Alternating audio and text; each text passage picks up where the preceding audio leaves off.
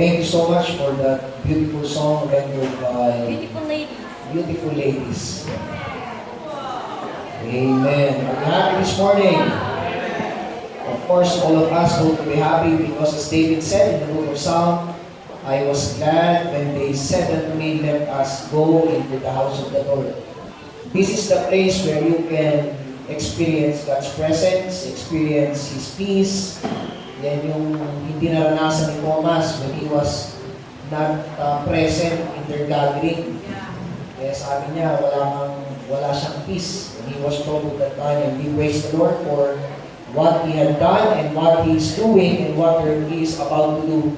This week is very tiring, I believe. We went to Baguio Tuesday ng madaling araw, bumalik ng Thursday, Friday, bumiyahe sa Manila, Saturday kahapon, nag-bisita, at salamat at ang Panginoon nagbibigay ng lakas pa rin na magpatuloy. And we miss Santos couple last week and we're so happy to see them today. May sakit po kayo last week? Wala. Okay. Sabi ni Sister na Lisa, wala. Sige ko niya, tatay ko. Ano ibig sabihin? Anyway, also, nakita ko si Day, kasi ngayon si Day, katabi ni Marjorie. Amen. Natutuwa tayo na nakikita na ang mga tunay na anak ng Diyos ay nanunumbalin. Wala na ibang naisin ng Diyos kundi matagpuan niya ang nawawala. Amen? Nawawala. At kung iba pa rin hanggang ngayon ay nawawala. Nagpapasalamat tayo, meron tayong bisita. Bisita ni Zarex. Kita niyo ito And I was so overwhelmed when I see Brother Zarex this morning having a good haircut. Ayaw ka nga, Brad. Ayaw ka nga. Yan. Takin mo yan, ha? Takin mo, may belt ka ba? Ayun, takin mo para talaga na looking good. Amen? Kasama natin si Heronto. Tama ba, Brad? Mali. Ano pala? Heraldo. Heronto. Heronjo. Parang Rojo, gano'n. Palapang natin si Padre Heronjo. Ano pala yan mo, Brad? Ron. Franz. Ako, nabibigyan na ata ako. Hans. Kamay. Kamay. Pati siya nalito. Brother Hans, welcome to our church. And also, we are so happy to see the family of Brother Alex. Oh. Ano alam niyo, nagkagustudihan po natin yan way back then, I think, 5 years ago. Nag-start ang Bible study natin doon. At salamat ng mga salita ng Diyos na nakapanig talaga ay tunay at buhay. Ngayon, nakita natin sila. And of course, Brother William is the one in charge of visiting them. And we're so happy to see the family, adulto family. Palatakan din po natin ang busy family. Amen. Ganda naman yung simbahan natin eh. May nagagandad, may nababawas. May nagagandad, may nababawas ulit. Pero as long that we are in the Great Commission, we praise the Lord for that. Amen? And napakabilis po ng panahon. Today is November 17. By the way, we have prayed for the traveling mercy of Mantes family. They'll be going to Philippines, going back home. Next week. So, we've been praying for their traveling mercy since this week. Kala namin ni Papa this week ang uwi, but next week ako wala Saturday. 23. So, please be guided. Yung announcement po natin nasa baba, just check our bulletin. Nandiyan na po yung ating November and December calendar, ang mga gagawin natin. And continue to pray for God's direction to our church. And of course, hindi dapat ang gusto natin ang mangyari, hindi ang gusto ng Diyos. Asan pala si CJ? Ganun po? Ganun po pa? Others are still coming. And while others are still coming, nakakaupo ba sa Maxis? Meron ka? I would like to officially inform you po, and we've been praying for this every prayer meeting sa pagpupunso ko ng aking mga kapag-asawa. And after waiting and praying for 1.5 years, the Lord answered my prayers at kasama ko kayo if you are praying. And yes, 2 days ago, Friday, I went to Bulacan para magpaalam at manghingi ng blessing. And yung Mexico said yes. So, nasa posisyon po ako ngayon ng 4 Alam ko po, may mga gusto kayo, pero minsan, I try to open my heart, pero minsan talaga, kahit anong gusto mong pilit, wala eh. So, pasensya na po if you're disappointed. Alam ko, may kanya-kanya kayong mga manok, in which normal, pero po, hindi naman kayo makikisama eh. Salamat po. Alam ko iba sa inyo, medyo mixed emotions.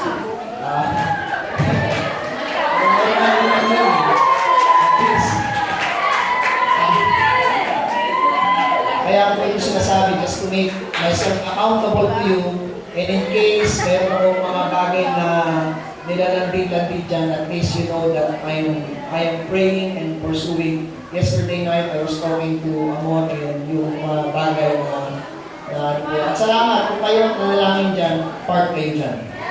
And indeed, all I can say is this is the Lord's doing and it is marvelous in my eyes. And also, we miss for so many months, Sister, makalimutan ko yung pangalan ko, Sis Maritis. Masaya lang po yung kanyang pagpapanganak, kaya finally kasama rin yung kanyang baby. Amen? Kasama yung kanyang baby. We'll pray for Sister Joyce.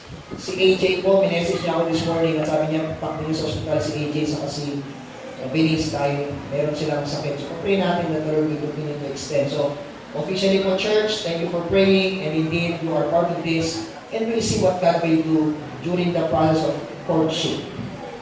So, that's all. Okay. Okay, something. O yun naman yun, pagtapos nun, sabi ko sa kanya, kaya ako naliligaw para makasalan ka. Medyo napalunok. Hindi naman talaga ang purpose ng courtship. And we'll see what God will do during the process. So we praise God for that. Tayo po kumain lahat, so much for that. Mark chapter 16, please. I would like to bring a message this morning. Ano ba ang simbahan na ginagamit ng Panginoon? What size church does Christ use? Mark chapter 16, please. Turn with me there in Mark chapter 16, verses 14 to 20. This was after the resurrection of Jesus Christ. Ito po yung panahon na ang Panginoong Jesus was risen and He was charging His disciples. As I read the passage, please understand while I'm reading. Follow me with your eyes. Mark chapter 16, verses 14 to 20. The Bible says, afterward, He appeared unto the 11 as they sat at meat, and upbraided them with their unbelief and hardness of heart, because they believed not them which had seen Him after He was risen. And He said unto them, go ye into all the world, and preach the gospel to every creature. He that believeth and is baptized shall be saved, and he that believeth not shall be damned. And this sign shall follow them that believe. In my name shall they cast out devils, they shall speak with new tongues, they shall take up serpents, and if they drink any deadly thing, it shall not hurt them, they shall lay hands on the sick, and they shall recover. So then, after the Lord had spoken unto them, He was received up into heaven, and sat on the right hand of God. And they went forth, and preached everywhere, the Lord working with them, and confirming the word with signs following. Amen. May God add more blessing at the beginning of His word. Let's ask the Lord to bless the message this morning. Heavenly Father, thank you so much for your grace and your goodness to our life. Though sometimes we are guilty that we have so many shortcomings before you. Salamat, though we are not faithful yet, you abide faithful, you cannot deny yourself. Salamat, Panginoon, sa patuloy mong pagpala sa amin, hindi lang sa mga bagay namin natatanggap. Bagkus ganun din sa mga bagay na hindi namin natatanggap. Salamat, Panginoon. At alam mo namin, as you have said, a man can receive nothing except it be given him from heaven. So Lord, we praise you for so many things. Sa kaligtasan, palamang Panginoon, tunay na napakayaman ng bagay na ibinigay mo po sa amin. Help us, Lord, to always be appreciative. Help us, Lord, to always be thankful of what we have right now. And Lord, as I believe your word, empower me through the Holy Spirit, May your word do quick conviction in our hearts, and may your name be lifted up, and may your name be glorified as I preach and deliver your word. Give me the right words to say, recognizing that without you, we can do nothing. Ikaw, Panginoon, magpala sa oras na ito, at ikaw lang po ang mabigyan ng kaluguran. May you have your preeminence right now and in everyday activities. Ikaw patuloy, Panginoon, na may salamat. Ikaw lang po ang karapat-dapat at umanggap ng pagpapala sa pangalan ni Cristo Jesus. And all these people say, Amen. What size church does Christ use? The problem of people today is we tend to be a people or person of comparison. Alam niyo po, nakakalungkot ang mga tao sa panahon natin ngayon ay mahilig magkumpara. Of course, biblically and technically speaking, there's nothing wrong with comparison. Dapat lang po tama ang ating pinagkukumpara sapagkat ang Panginoon compared us to a ship. He compared us to a wise man, diba? Which built his house upon the rock. And ang Bible po, marami kang makikita dyan na ini-equate niya ang isang tao. But, problem of people today is nagiging guilty tayo, and even believers are guilty of this, na tayo ay nagkukumpara. Imbis na ikumpara natin ang ating sarili sa ating Panginoon, we tend to compare ourselves with others. In which tayo po ay hindi nagiging matalino. Because in 2 Corinthians chapter 2 verse 12, this is what the Bible says. For we dare not make ourselves of the number or compare ourselves with some that commend themselves. But they measuring themselves by themselves and comparing themselves among themselves are not wise. Of course, we know na when we start to compare ourselves with others or with other believers, we become and we are acting like a fool. Kung meron man po dapat tayong kinukumpara constantly should be the image of Christ. Yan yung ating pong plano ng Diyos sa atin that we might be conformed to the image of His Son. That is why, ang mga tao po ngayon, ini-equate ng kanilang katagumpayan base sa kanilang pera. Ngayon po, pag pinag-usapan ng pera, dinedefine nila ang kanilang katagumpayan based sa kanilang laman ng kanilang bank account. Kaya minsan, nung pinagpalang material, ang sabi ng 1 Timothy chapter 6, nagiging mayabang. In 1 Timothy chapter 6, the Bible warns us and admonish us not to be high-minded nor trust in uncertain riches, but in the living God who giveth us all richly all things to enjoy. Blessing should not make us proud, it should make us more humble. Kaso po ang problema, ang mga tao ngayon, dahil masyadong mahilig magkumpara, binabasa nilang kanilang katagumpayan base sa pera. Yung iba naman, they equate success based on their material blessings. Pag sinabi may sasakyan ka, meron akong ganito, meron akong ganyan, kung minsan ang tao, makikita mo na pag wala kang ganyan, hindi ka pinagpala. Alam niyo po, sa bagay na material, hindi mo man matanggap o matanggap mo ang pinakapunot-dulo na nagbigay niya, it should be Christ. It should be God that should be glorified. Wala namang matanggap o meron. We ought to be praising the Lord. That's what Job, that's the attitude of Job. Nung siya ay pinagpala ng Panginoon, and when Satan gave him problems, tinanggal lahat ng kanyang ari-arian, you know what Job said? The Lord giveth, the Lord taketh, blessed be the name of the Lord. Kaya po dapat ang material blessings, pag tinatanggal sa atin yan ng Panginoon, hindi tayo dapat nagtatampo. Sapagkat lahat po ng bagay sa mundong ito, lahat po yan may hirap lang.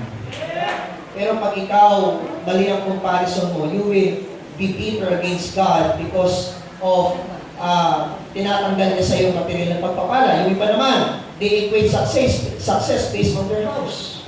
O sabi may nagsabi kay Papa, alam mo ba, sinasabi mong pinagpala ka pero wala ka namang bahay.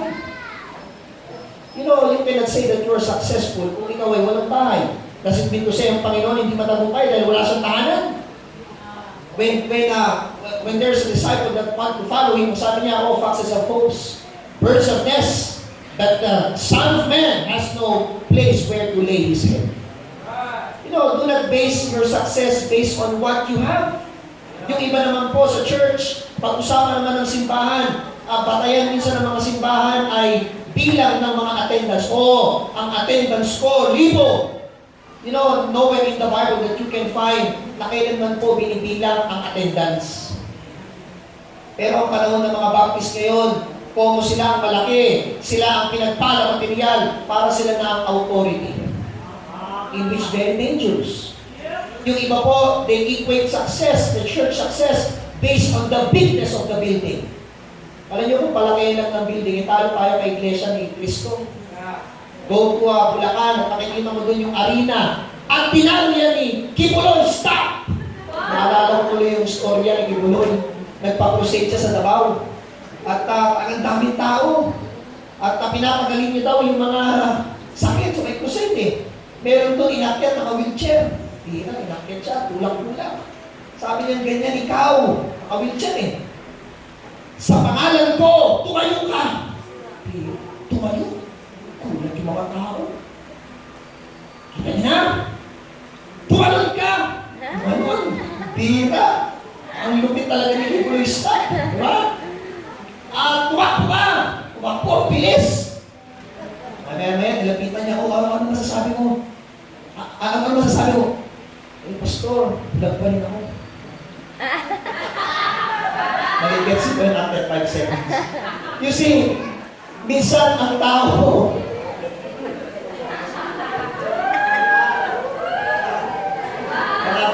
10 seconds, bago yung words. Hindi pala pilay, bulag pala. So, minsan ang mga tao, binabata yung kanilang katagumpayan sa laki ng kanilang mga gawain. Alam niyo po sa church, hindi naman building ang pinagmamalaki natin. Lahat ng kulto, isa ang kanilang pinagmamalaki. Yung size ng kanilang mga properties and buildings. But listen, when Jesus said, you know, kung i-equate po ang laki ng building, ang Panginoon hindi successful because He did not even build the building. Hello? And sometimes the church, they're frustrated and we think, ay Lord, wala kaming ganito, ikawawa kami. Listen, hindi yan mahalaga. Kasi ang Panginoon Jesus, when He said, in Matthew 16:18, when He said, upon this rock, Peter, I will build my church. He is not referring to any building or any structure, but He is referring to the people, saved and baptized believers. Kaya huwag natin ibatay yung katagumpayan ng iglesia base sa laki ng ating gawain. Ako, kung kukumpara niyo po sa iba, ako no match. Pag sinabi mong baptist, madali lang malaman. Pag maraming labas na bakal, baptist yan. Pag mayroong mga building na hindi tapos, baptist yan. Pag mayroong, pag yan ay nasa sulok, baptist yan. Kaya sabi ko, hindi na ako makakita ng baptist. Pumunta ka kasi sa sulok-sulok, andun ng baptist. Bakit? Walang pambili ng lupa sa kanya. Hindi ka tulad ng mga Mormon, talagang prime lots ang meron sila, but again, that's not the base of success. Yung iba naman, equate their success based on their offerings. Now, it's good if we have good offering or big offering because we can do more for God, but listen, hindi rin po yan ang batayan. Kasi ang Philippian church, kung babasahin mo, they are poor church. Basahin mo, Macedonian church, they are very poor, but they gave liberally. Right. You see? In fact, the Philippian church had no opportunity to be part. Kaya nga sabi ni Apostle na Pablo in Philippians chapter 4, I know that you lack opportunity. But still, and yet they gave. So offerings is not the basis of success. Yung iba naman, they equate success based on properties or assets. But listen, Christians the problem today is, ang mga mananampalataya ngayon tend to follow the trends of this world and fall into complacency, later to compromise. Maging maingat po tayo sapagkat kung babatayan natin yung sinasabi ng mundo, mamaya magiging complacent tayo at isip natin sa sarili natin, di naman ako pinagpala, di naman ako gagamitin ng Panginoon. Yung church ko, insignificant naman, maliit lang yan. But listen, ano man ang size ng church, ang pinakamahalaga po dito, ang Panginoon ay naririto. Someone said, Pastor Karen Sexton said, the greatness of the church is not in its size, but in its likeness in Jesus Christ.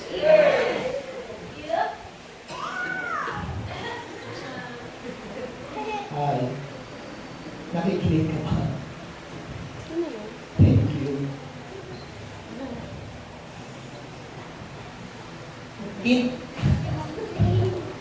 May camera ko nakalimutan ko ulit, please. Thank you. Jen, halika na rin makinig ka na lang. Kaya mo din sila kaya. Kaya mo din sila kaya. Thank you. Please ka na dyan. Kuha na rin. Okay. Ang kadakilaan po ng iglesia, hindi yan sa laki. Kundi, nagiging katulad ba tayo ng Panginoon? Because that's the real standard. Ang standard po, hindi kung sino-sino. In Ephesians chapter 4, verse 13, the Bible says, till we all come in the unity of the faith and of the knowledge of the Son of God, and to a perfect man, and to the measure, look at this, and to the measure of the stature of the fullness of Christ. The Bible did not say, till you all come to reach 1,000 attendance. Don't you have a good attendance is good. I'm not saying it is bad, do not get me wrong. But listen, hindi po yan ang katagumpayan ng isang iglesia. Ang katagumpayan at katakilan ng isang iglesia ay nakikita kung ang Panginoon ba ay nakikita sa buhay ng bawat isa.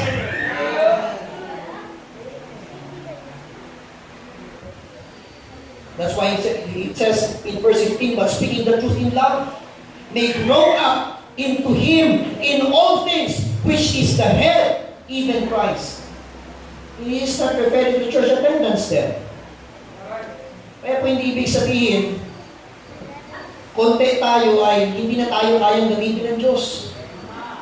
Scott Pauling once said, it is not in its largeness, but in its likeness. Hindi naman yan sa laki, kundi doon sa katangian. Look at Acts chapter 11, verse 26. I like what, let's take a look at the early church. Wala pa po ako sa ating text. I'm just simply making an introduction. Baka introduction lang ang mag-preach ko sa inyo ngayon. Next week na yung first point, amen? Acts 11, verse 26, the Bible says, and when he had found him, he brought him unto Antioch, and it came to pass that the whole year they assembled themselves with the church, and taught much people, and the disciples were called Christians first in Antioch. Dito po, membro si Apostol na Pablo, at dito sila unang tinawag na mga Kristiyano. And the word Christian means, today pag sinabi mo Kristiyano, hindi ka Muslim, but in the Bible originally, when you say you are a Christian, you are a follower of Christ. At pag sinabi mo Kristiyano ka, kaya ka tinatawag na Kristiyano kasi nakikita ang Panginoong Yesus sa iyo. Hindi ka Kristiyano kasi binautismuhan ka sa Katoliko o ano man. Kaya ka Kristiyano kasi si Kristo ay nasa iyo at evident siya sa buhay mo. You see, they were called Christians first in Antioch. And later, you see this church God was being published because it is not in its largeness, but in its likeness. That's why our goal as a church is not to please other churches, ikumpara yung mga simbahan, because we will always be frustrated. May mas malaki at may mas magaling na simbahan sa atin. Pero hindi naman sila ang batayan. Ito po. That's why our goal as a church is not to build facade of the building. No, it's good. Sino ba naman ang ayaw ng simbahan na maayos, tignan? Diba? Salamat tayo. Medyo maayos yung ating CR. Hindi ka tulad sa mga ibang Baptist, yan ang problema. Diba?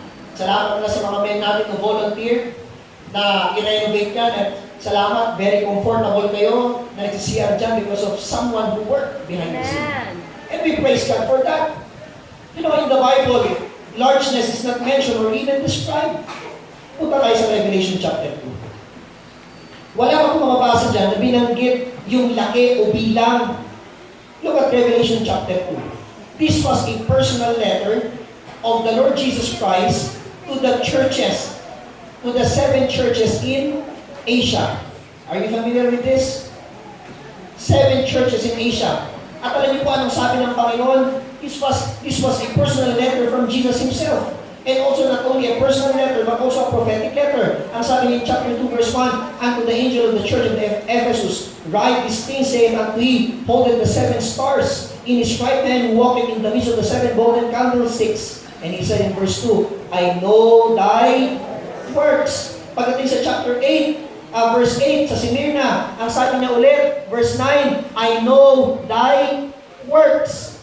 In verse 13, sa church of Pergamos, ang sabi niya, I know thy works. In the church in Thyatira, ang sabi niya in verse 19, I know thy works. In chapter 3, verse 1, ang sabi ng Bible, the Spirit of God and the 7 stars, I know thy works. Pagdating sa verse 8, in Philadelphia, I know thy works. Papansinin niyo po mga kapatid, wala siyang binanggit dyan na alam ko ang bilang niyo. Napansin niyo ba yun? Kundi isa lang ang sinasabi ng Panginoon, alam ko ang ginagawa ninyo. Listen, Jesus is not concerned in the size of the church. He is more concerned in what we do to His church. You see what Jesus said? I know thy works.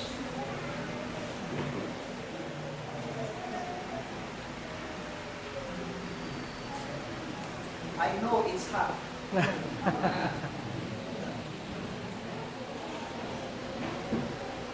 They were commended, some were condemned. But listen, nowhere in the Bible that you will find in Revelation chapter 2 verse 3 that Jesus commended them of their size. Kaya ako alam niyo, isang magbigay sa atin ng encouragement bilang sa mananampalataya, na alam mo yung verse na ito, Hebrews chapter 4, that God is not unrighteous to forget your work and labor of love to them that should to the brethren.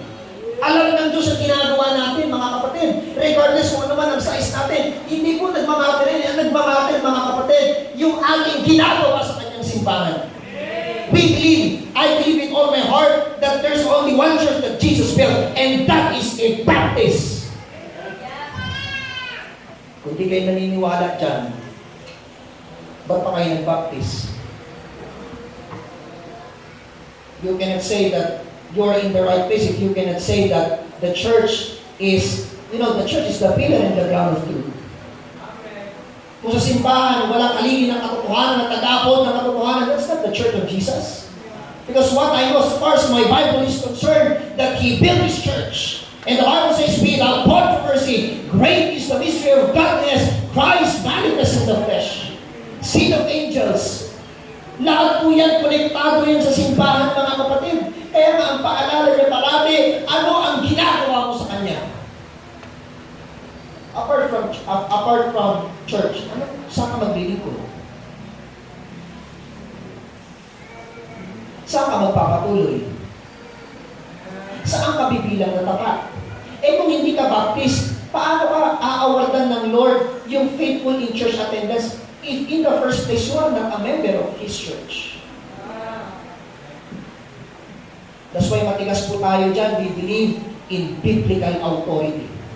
Anyone can claim, or anybody can claim that they are the church of God, pero where did you get your authority? I-define mo lang yung authority, tapos na eh. Saan ang galing ang authority ni John the Baptist? Remember, Jesus was asked, Oy, Kristo, ikaw nagtuturo ka, saan galing ang iyong autoridad? Ano sagot ng Panginoon? Tatanungin mo muna ulit kayo, bago ko sagutin ang iyong tanong. Si John the Baptist, saan kumuha ng autoridad? Sa langit o sa tao? Nahihirapan siya ng sagutin. Kung sa langit, bakit natin inuusig at kinay-question? Kung sa tao, naniniwala sila si John the Baptist ay isang propeta. Kaya kung sabi nila, hindi namin kaya sagutin. Hindi ko rin kayo sagutin. Meaning to say, it is an undeniable fact that Jesus get His authority from John the Baptist. Hindi kayo nag-amen? Kaya kasi yung Baptist, John membro ang Panginoong Jesus. Naintindihan niyo po ba? Who baptized Jesus? Why do you think He went to Galilee or He went to Jordan just to be baptized of John? Punta ka sa Matthew chapter 3. Sabi niya, suffer it to be so now so that we will fulfill all righteousness. Kaya when He was baptized, listen, Jesus started His earthly ministry. Ikaw, pag hindi ka member ng simbahan, you cannot minister. Kuha niyo po. Kaya pag may minister, I mentioned this last week, that ministry is a great privilege. Huwag mo i-take for granted yan. Hindi lahat nakakapag-minister. Hindi ka pwede makapag-minister. Una sa lahat, you are not part of His church. Kaya kung tinatag ng Panginoon yung Baptist yan,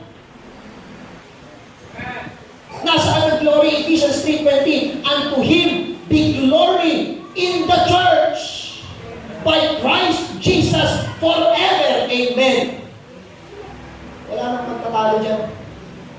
Amen.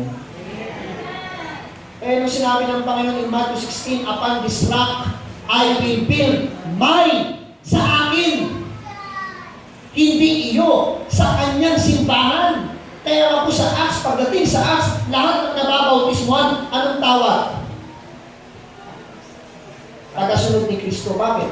Where did Jesus get his authority? From John the Baptist. Praise God that we are Baptist. That as B stands for biblical authority.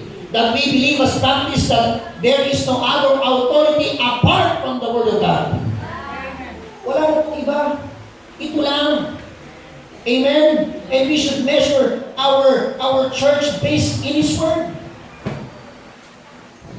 Kaya ang ginagawa mo sa simbahan, anong plano mo sa simbahan? That is why forsaking the assembling is tantamount to forsaking the Lord Jesus Christ. Alam mo, magpa-absent ka, hindi naman ang tao na natasaktan kundi ang Diyos. Hindi naman po namin ito simbahan. I'm just here to preach the Word of God. At pati po ako, parte ng ginagawa at paggawa ng Diyos. That is why we believe that as Baptists, we are the building of Christ. Amen? We are the body of Christ and you are members in particular. We do not believe in universal church. Kapag ligtas ka, membro ka na, saan kami nila? Eh si Apostol Pablo nga, hindi sinabing membro siya sa Corinthian Church eh. Ibig sabihin, merong local church. It means there should be visible local assembly. Saan ka mag-church? Doon sa Universal Church. Saan yun? Universal niya eh. Kaya hindi ako nagsisimba.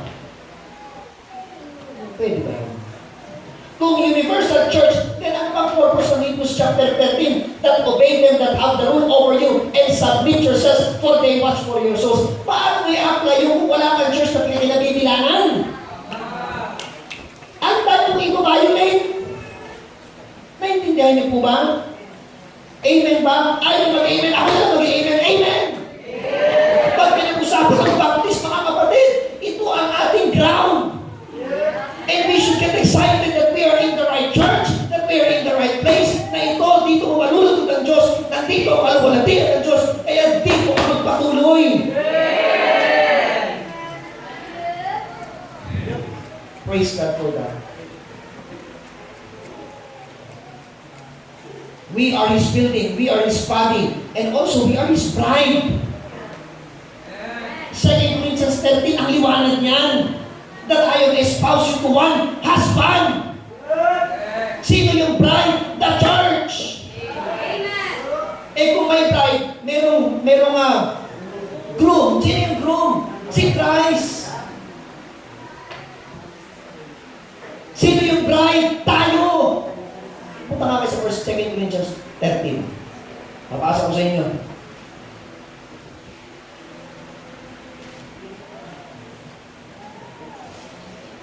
Chapter 11 pala, sorry.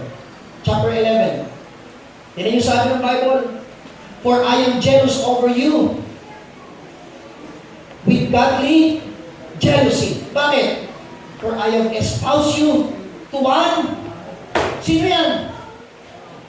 This was Paul's letter to the church at Corinth.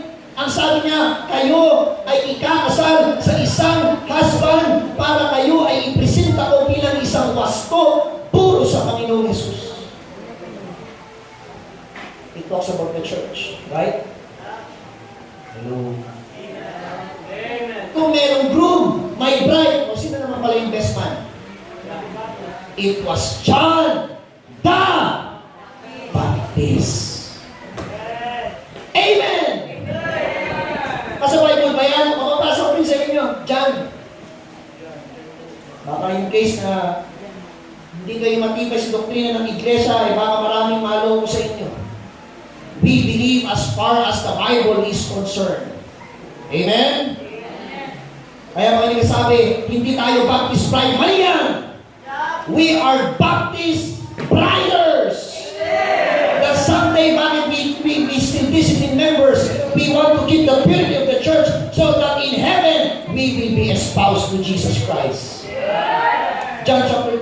29, the Bible says, He that hath the bride is the bridegroom. But the friend of the bridegroom, which standeth and heareth him, rejoiceth greatly because of the bridegroom's voice. This my joy, therefore, is fulfilled. Sino nagkasalita? Sino nagkasalita? Jesus Christ. John the Baptist, and he said in verse 13, Lord, I must decrease and you must increase. And that's still the message that we are heralding and proclaiming and preaching, that we should decrease and He must increase. Yan ang mensahe ng Baptist. Wala naman tayo pwede itaas sa ating sarili. Kasi lahat naman tayo ligtas sa biyaya ng Diyos. By the way, do not take for granted the membership that you have. It is Christ who added you to His church. Pag sinabi mong church, anong church yan? Katoliko? Iglesia? Born again? What kind of church is that? Community? Of course not! What kind of church did Jesus go? It's a Baptist church. And praise God that we are Bible Baptist. Tayo, biblical, di ba?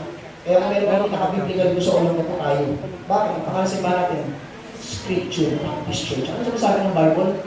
John 5:37, search the Scriptures.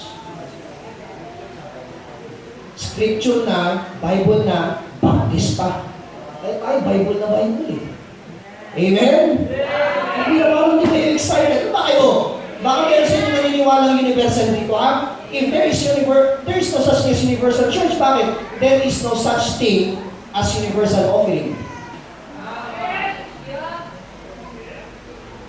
Saan ka nagbigay? Doon sa universal church. Saan yun? Kaya nga dito po, meron tayong mga bankbook, di ba? That's accountability. Amen? Diyan ka naglantimpalaan ng Panginoon.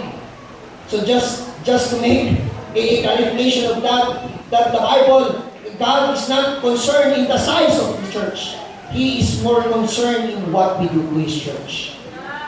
Someone said, a small church with a big Christ can change the world. Alam niyo, hindi mahalaga dito yung bilang natin. Ang mahalaga dito, meron tayong malaking Panginoon that can change the world, and the message still the same. The gospel still change.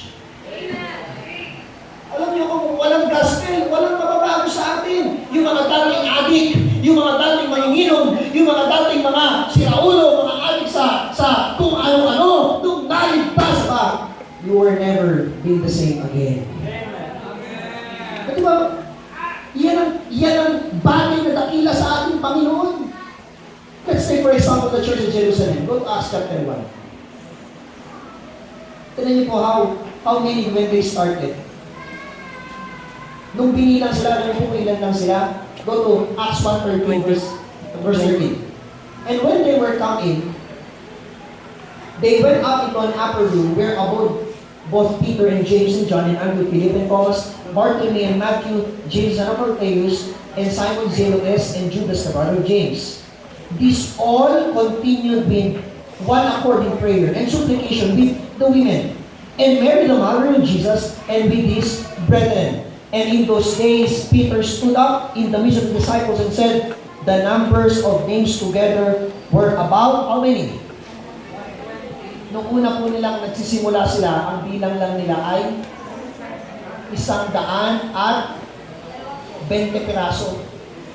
Tama ba yung Tagalog ko? 120. They were only 120. Okay lang. But you see, from 12 apostles to 120 brethren, alam niyo po kung bakit sila, pagdating sa chapter 2, ilang libo na sila. Go to Acts chapter 2 verse 41. Then they that gladly received His word were baptized, and the same day they were added unto them about how many? So, 120 plus 3,000. How many is that? They were running in attendance of 3,120 members. Pero alam niyo saan lahat nagsimula yan? Ando dun sa verse Acts 1:14. They all continued with one accord in prayer and supplication with the women. This application I would like to point out, my brethren, mga kapatid, kung gusto natin makita ang Panginoon sa ating iglesia, tayo ay lumago, hindi lang sa spiritual, pati sa ating mga bilang, huwag mong pabayaan ang prayer meeting. Pagdating sa Acts 2:41, they are still continuing steadfastly in apostles' doctrine and in prayer and in breaking of bread and in fellowship. Amen. Kaya pag mananampalataya ka, huwag mong pabayaan ang pagtitipon mo. Umaga, umaten ka pa ng gabi. Huwag kang makontento, mag-add ka pa. Talagang sabi ng Bible, add to your faith. Umating ka pa ng prayer meeting. You know, the reason why church nowadays lack power, because we do not get to the source of our power. Saan matatagpuan ng Panginoon before He was arrested?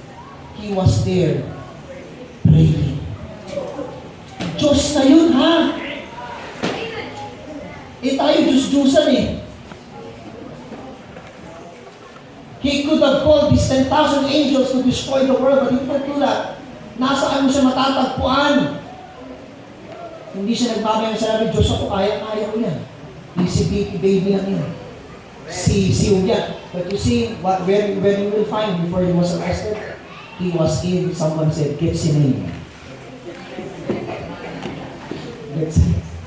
Bible students kami yan eh. Oh, saan siya? Nasaan siya? Sabi ganon.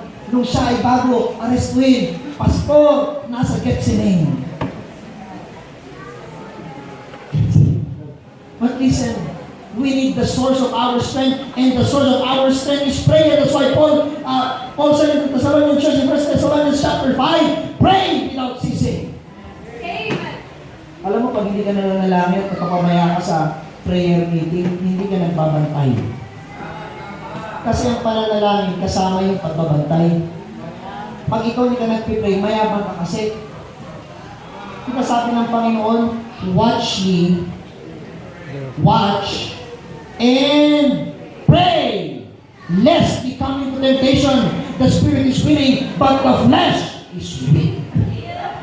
That's the time that we ask the Lord and speak to the Lord and pray to the Lord and say, Lord, I cannot do this. I need your help. I need your guidance. I need your leadership. Kailangan kita. Ang ating simbahan hindi po lalagot, palalagoy ng Panginoon kung ang mga membro ay tamad. Pagsimba lang, kinatatawaran pa. Pagsimba lang, gusto pang sunduin. Alam mo, pag membro ka, it is your duty and responsibility to go to your house. Pag nagpupunta ka nga ng SM, napapasundo ka ba kay SM? SM, sunduin mo ako at magmumula ko. Mangungutang ka para lang makapunta dyan. Kung kinakailangan maglakad, maglalakad ka. At pagtatanungin sa'yo, hindi sakripisyo yun. Kaya ganoon din yung pagpunta sa iglesia, huwag mong katamaran sapagkat di titibay ang bawat isa. Pagdating sa panumpa, madami kang dahilan, masakit ang ipin mo na hindi ka makalakad. Masakit ang ulo mo, kaya hindi ka makalakad. Bakit? Ulo ba naglalakad? Hindi ka makapunta ng church kasi masakit ang ulo mo. At kung ano yung sumasakit sa'yo. Ang issue dito mga kapatid, mahalaga yung fellowship eh. Yung may mga nawawala na di mo na nakikita sa simbahan, anong una mo makikita dyan? Pa-absent mo. Pa-absent. Kung mga itong dalawang bahan na ito, nakakatuwa. Hindi ko na nakatira eh. May dala ba kayong pagkain? Oo. Isang repen dyan. Isang repen and di baptist. Di ba, nag-iwan? Okay ka na. Guwapo, di ba? Magpapastor yan. May boses, may payo. Hintayin mo lang ang Panginoon kung paano kumilos. Ay, huwag niyo i-despise yung mga bata. Kasi sabi ng Bible, out of the mouth of babes, thou hast perfected praise. Kung meron yung totoong nagpupuri, yung mga bata, nanggagaling ang katotohanan. Minsan, kasinungalingan. Di ba? Huwag mong pabayaan ang church attendance mo. Inilagay ka ng Panginoon sa isang iglesia at hindi bilhin na natisod ako dyan. Ayoko na dyan, listen. Kung saan ka nilagay ng Panginoon, grow where you are planted. Dito ka nilagay ng Panginoon eh. Hindi naman karamihin ng pastor eh. Ang Diyos kasi alam niya ang pangangailangan mo. Huwag kang aalis ng church dahil lang natisod ka. Dahil lang nasaktan ka sa preaching. Listen, ang mensahe na matalas, matibay, ang magpapatibay sa iyo. Psalm says, let the righteous man smite me, and it shall be an excellent oil upon my head, and it shall not break my head. Gusto mo yung binabola-bola ka, pero yung buhay mo hindi tumatama. Hindi po tayo pinaglalaro, mga kapatid. Someday, pagharap mo sa Panginoon, I will be accountable. You will be accountable. Kaya pag hindi pinangaral ang all counsel of God, the pastor will be accountable to the Lord. Pero pag pinangaral at hindi mo sinunod, pag ligtas ka, you will be judged according to your works. Church, let's be faithful.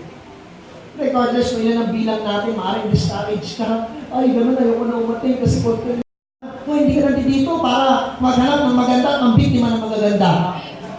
Kasi una, wala namang gwapo dito. Minsan, gano'n ang motibo ng mga lalaki. Punta ako sa church kasi, mag-chase ako.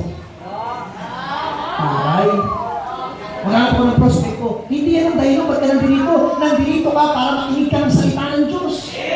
Salamat ka sa testimony ni Sarex, diba? Sabi niya, nung una, nagpunta siya dito para daw, man-chicks lang. Tibay. Pero alam niyo, mga kapatid, dahil sa salita ng Diyos, nag-iba yung kanyang panalaw. Ibig kayo, no? Hindi ko naman po, para mag-inis sa buo.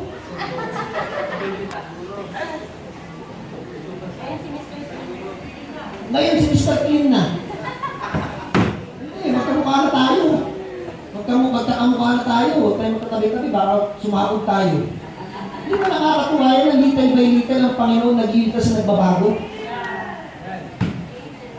Now, I'm not saying that they're perfect. They're still in the process. All of us are. Be patient, God is still at work. Huwag mong pabayaan. Na hindi tayo matagpuan tayo ng Panginoon nagtatapat sa kanyang iglesia.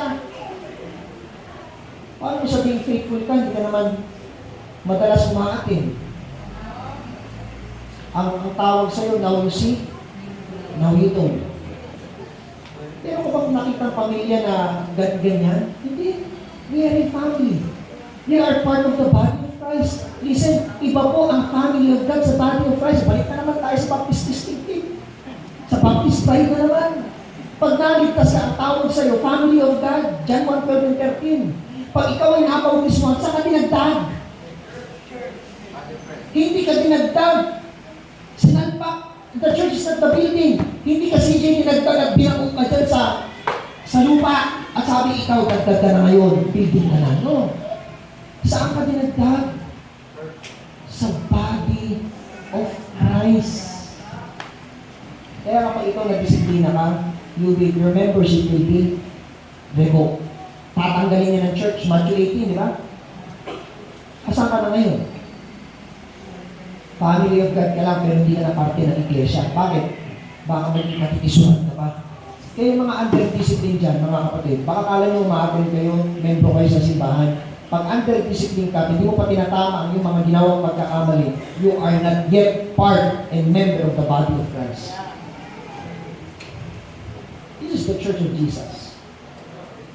Hindi po mahalaga dito kung sino ka, anong katayuan mo. Ang mahalaga dito, yung pangalan ng Panginoon ang dapat na ihahayag at na itataas. That's why when we go to this place, hindi natin dala-dala yung ating mga profesyon. I know majority of some of you are professional, but when you come to this place, all of us are subject to the Word of God. Are you still there? Look at 1 Thessalonians chapter 1 verse 8. Tingnan itong Thessalonian church. Ito maliit lang din ito eh.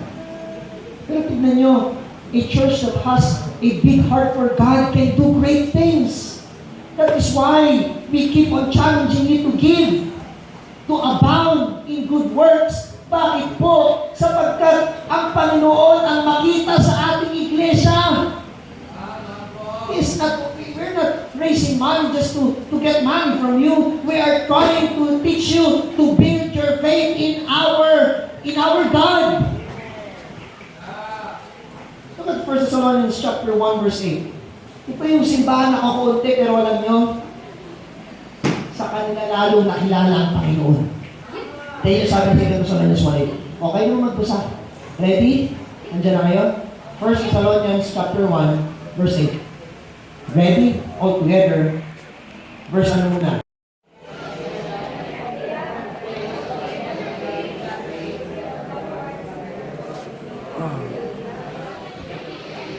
Wow! Sabi ni Apostol Pablo sa kanila, dahil sa inyo na ipangaral ang salita ng Diyos, hindi lang sa Macedonia at Achaia, pero din sa bawat lugar na inyong pananampalataya sa Diyos ay patuloy na nag-spread abroad na hindi na namin kailangan magsalita. They're a church who exalts the Lord. Kaya pagkat sa chapter 2 verse 14, for ye brethren, Paul said, became followers of the churches of God. Listen, church, we want to be known not because we are rich, because we are not. We want to be known not because we are good-looking people. No. We want to be known not because meron tayong maraming mga properties o kariyerihan, sapagkat wala tayo niyan. We want to be known dahil ang Panginoon ay nagiging example at nagiging nakikita at naiyayan sa buhay natin. Ang ganda ng sabi ng Bible, ano? They become followers of the churches of God. Lahat ng simbahan na Baptist naging tiningala sila. Ang there's something in this church. They're not big. They do not have thousands of attendants, but they are big.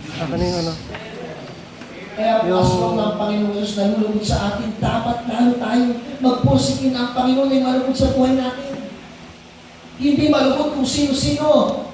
We should not be a person who is people,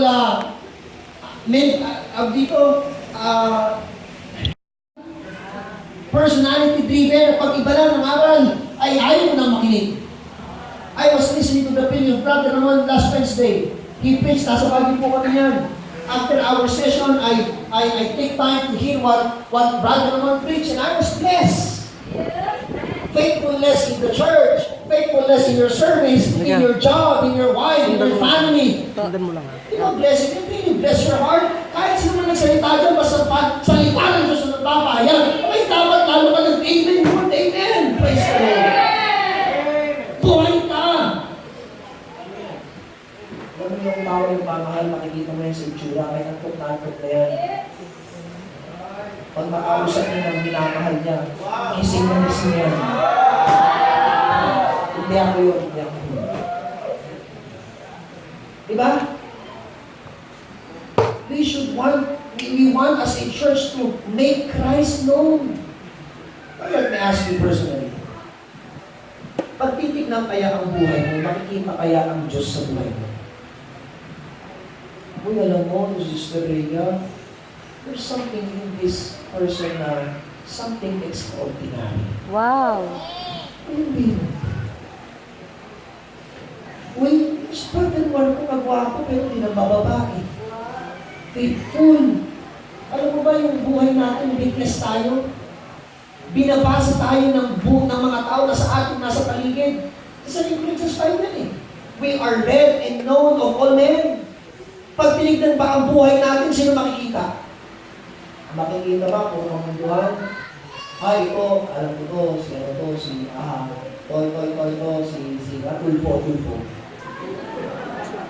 Tulpo. Bakit? Kasi parang nanulog ng tulpo. Ito, si ano to, si KMJS po, KMJS. Bakit? Parang nanonood ng KMJS. Updated. Ito, ay parang si Pastor Ed ito. Yung damit pa lang, yung tindig pa lang, yung itsura ay iba magpapastor. Tinignan mo si Sarex na yun. Oh, sino makikita mo? Parang galing sa 164. Pero lang. Little by little na babago, di ba? Kaya pati yung hairstyle natin, yung pananamit natin, ang amoy natin, nakukonform ang Panginoong Jesus may taas. Kung personally, kumusta testimony mo? Pag ikaw pa nasa sasakyan, anong pinakikinggan mo? Baka pagdating sa sasakyan, mag-isa mo lang, nakikinig ka ng worldly song. There was a person who asked me, she's a pastor's wife. She asked me, sabi niya, Pastor, may tanong ako, bawal ba yung worldly song? Sabi ko nga ako, kasi hindi ko alam eh. Ano masabi ng Bible? Colossians chapter 3, singing and psalms and hymns and spiritual songs, singing and making melody in your hearts to the Lord. Oh, the worldly song, is that spiritual song? Amun. Ito, nakikinig ka. So, dapat nakikinig ka! Do you think God is being pleased to that? Pag nagpunta ka sa computer mo, sa iPad mo, kung saan-saan, anong mga tinutugtog ng iyong mga kamay? Anong pinapakinggan mo? He said, our body does not belong to us anymore. Anong pinatutugtog mo dyan sa speaker? Anong pinatutugtog mo sa sasakyan whenever you are driving? Do you listen to the preaching of the Word of God? Do you meditate upon His Word? Do you listen to God, music that will build you up? Dapat pag-tinignan tayo, iba tayo sa pananaw ng yung aking buhay ng hindi mananampalataya. Kaya dapat walang Kristiyano na babae na may landisis. May landisis. Mahilig landi. Pag Kristiyano kang babae, ang maganda sa paningin natin hindi yung maikli, yung palda. Hindi ganun. Kaya maganda ka pag ina-expose mo yung hita mo. Hindi beauty yan because it is an abomination to God. Liwaliwanag sa Bible eh. Hindi maganda bilang isang babae na nilalabas mo yung dibdib mo. Ipakita mo lang yan sa asawa mo.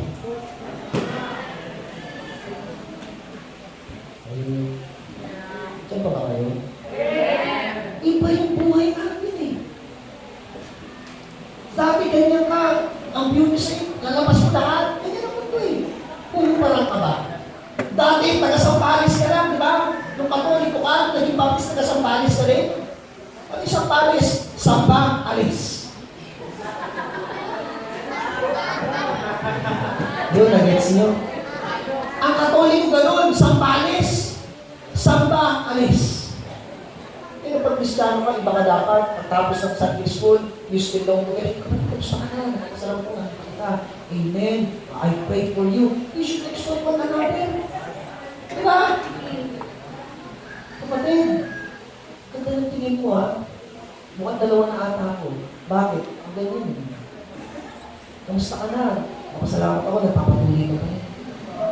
Fellowship. Hindi pag-alis mo, nagtatalan ba yung paa mo na nagmamadali? Minsan pa, nangyayari ko, may invitation pa ako, ibig na forward. Yung iba, backward. Backward sa pupunta sa CR, sabay alis. Sampalis. Nasa Sampalis tayo, pero huwag kang maging taga Sampalis. Iba ang Kristiyano, amen? Huwag kang aalis, may opening pa. Kung nag-o-opening, aalis ka agad. Diba? Kontento ka naman sa spiritual life mo. Yung buhay natin lang, alam niyo, brother, bago tuwing every night, Sunday night, pinadala niyo yung mga anak niyo, you are setting a good example to follow Sunday. Bakit gano'n? Ang hirap na lang mag-commute, tapos nagsisimba pa rin tayo kahit gabi. Dala-dala mo yun, it serves as a testimony to your children. And someday, you will benefit, they will benefit from it.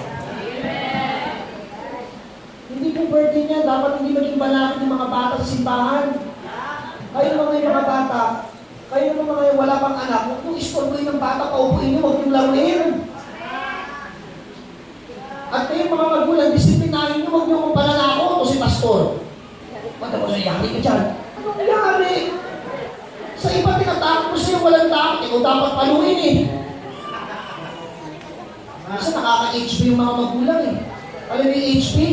High blood! Sinabi na mag-Sunday school, ikaw magulang ka, pag ikaw magulang ka, turuan mo yung bata o yung apo mo, yung anak mo, mag-Sunday school! Huwag mo samahan Sunday school! May Sunday school ka, pumunta doon!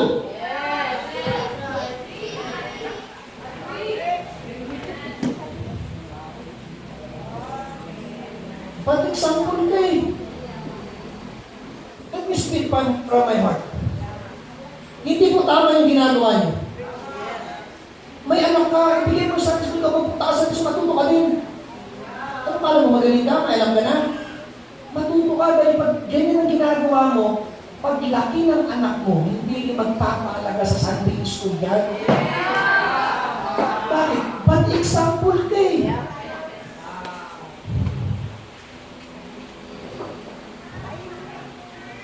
Pag di ka nagtuturo, makinig ka.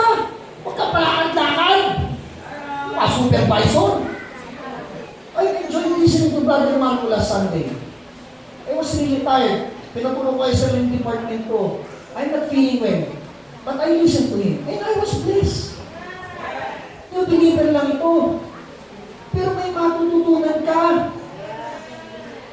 Ay, minsan iba, hindi mo magulago eh. Kala may marami na alam.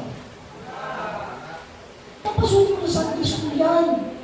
Kasi pinagagalitan ko mga worker. Bakit? Kung kayo, ilagay nyo sa Sunday school eh, huwag mong dalhin. Minsan ko sa AA, at yung pala sa department ko sa new members, tinago dun sa ilalim. Nagtuturo na ako ng 30 minutes, hindi ko pa alam nandun doon. Mamaya, nalaman ko na lang umiyak. Sabi may bata pala dyan. Pakabay niyan. Dapat ang mga bata may takot sa magulang. Hindi kayo ang tinatakot. Hindi iiyak yan, hindi mamamatay sa iiyak yan. Turuan mo! Hindi yung pati ko, minamanipula. Pag iyak mo dyan. Ganyan si kung gagawin niya siya, diba?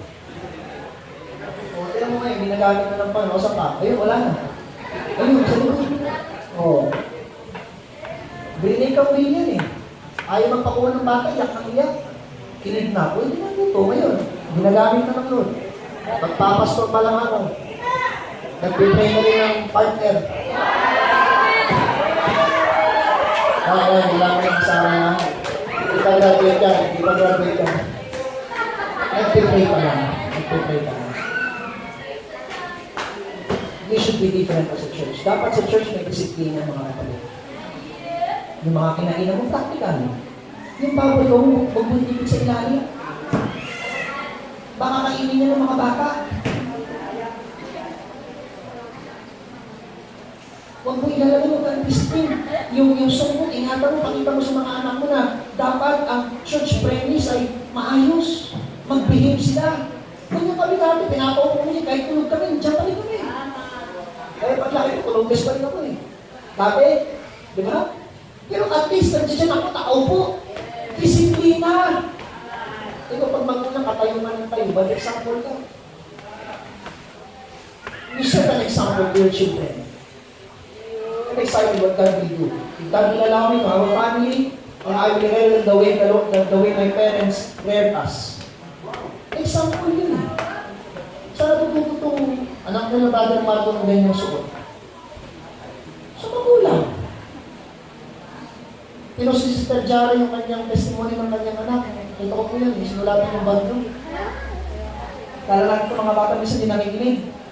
Sinulatan yung iba, nakabago-bago, ganda. Ano pong pamagat mo? Bible course? Oo, pero bagong-bago sinulatan. Nagalit si Sister Jara, ba't mo sinulatan? Eh ma, temporal lang yan, di ba? Biblical.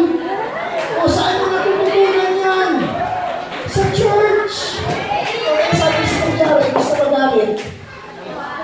Natuwa, kasi Biblia ka ng sagot. Hindi tayo magiging maingat. We are setting a bad example to them. Maging mabuting halimbawa po tayo. Ikaw, yung people ka, litaw-litaw ka agad, ka nagpapaalam sa magulang, bastos ka. Bago ka mag-entertain at magpaalam ka muna. Unahin yung magulang. Amen. Wala nang magagawa magulang eh. Hindi na ako magaling sabihin, hinihingi po ang blessing. Huwag mo sabihin, pwede po ba ako malihaw? Tapos kung pwede, meron mo ako sa hindi. Paano kung sanabi hindi?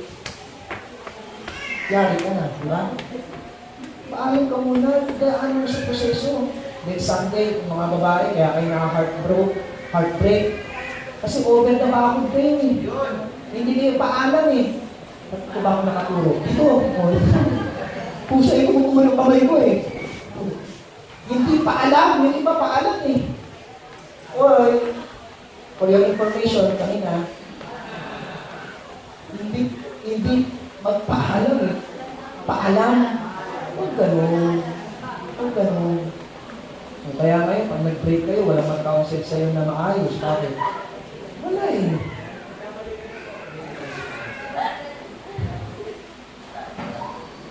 You know, church, let's be serious in our Christian life. I'll end here. Mga kapatid, seryoso po ang Diyos. Hindi po ito natin gawain, hindi po ito gawain ng Diyos. At ang sabi ng Colossians, hindi ng atin ang dapat mauna, kundi ang gusto ng Panginoon. And we should pray if the Lord will direct, that the Lord will direct, continue to direct our church. Mga pangit natin pag-ugali, hindi natin mga kapatid. Pag-ulit natin, ayusin natin. Sabi ni Missionary Brian Kalosa, kung ayos ka. Minsan bakit ka wala sa ayos? Kasi umayos ka nga. Simple lang, di ba? Pero maraming Kristiyano ngayon wala sa ayos. Napakaraming kong sinabi at pinanggit mga kapatid. This is the Church of Jesus Christ. And let's be faithful until He comes. Seryoso po tayo sa gawain ng Panginoon, hindi tayo naglalaro. The owner of this church is not us. It's Christ. O save ka na, nadagdag ka sa pamilya ng Diyos, magpapabis mo ka. Para ikaw ay maitagdag sa Kanyang katawan. Ikaw, hindi ka faithful, pag-anong-ganong yung Christian life mo, akala mo lang sa buhay, trabaho, life is more than that. God installed for us great things. Huwag mong mag-isyon. Yung blessing mo, hindi lang yung material. Pati hindi mo nakikita, blessing yan. Naiinis ka, bakit single ka pa rin hanggang ngayon? Magpasalamat ka, walang nangiiskong ko sa'yo. At wala ka rin nangiiskong ko. Tanong hindi mga magulang, may mga asawa. Ang hirap i-balance ng mga bagay-bagay. Kahit gusto mo na magulo, pag pinagpong ka, hindi mo magulo. Hindi, nakikita ko kasi yan sa magulang ko, syempre. Normal yun eh. That's normal in every relationship. Sige ka, magpasalamat ka na hindi ka pa binibigyan ng Panginoon ng lalaki. Baka hindi mo pa kayang i-handle. Maglaro ka muna. Mag-aaral ka muna. Then someday, if you are prepared, di ba? O, si Merpy, umayos-ayos ka. Pag-ayos ka ng buhay mo, then mamili ka kung sino nililigawan mo. Galing lang yun eh. Pero, sila din ang pipili kung gustuin ka nila o hindi. Kaya ka malasakan. Kung ikaw may karapatang mamili, sila din may karapatang mamili. Our feelings. But let's be serious in our Christian life. Tayo may lahat na lang.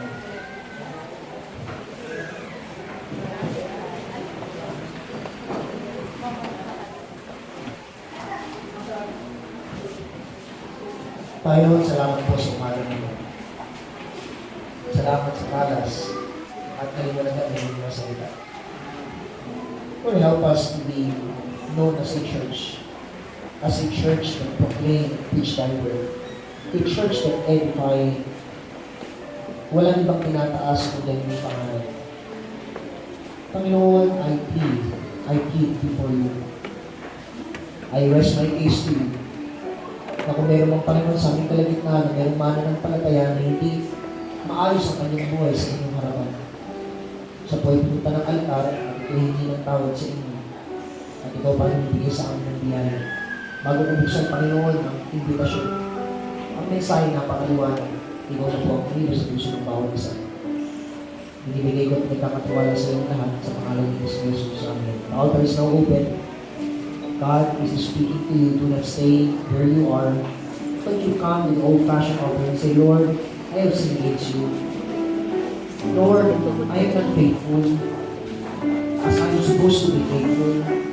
Lord, I'm not really serious with my walk with you. Lord, please forgive me. So many things that we need to ask the Lord for forgiveness. Maybe iba ang pananaw natin dati sa gawain, kung ano-ano ang mga bagay. It's not wrong to be honest before God this morning and say, Lord, forgive me. Mali po ang aking iniisip. Tulungan mo ko na lalo mag-conform sa iyong kagustuhan. Let's pray as a church that God will continue to make His grace abound in us. God bless us. God, to God, great time. God bless us.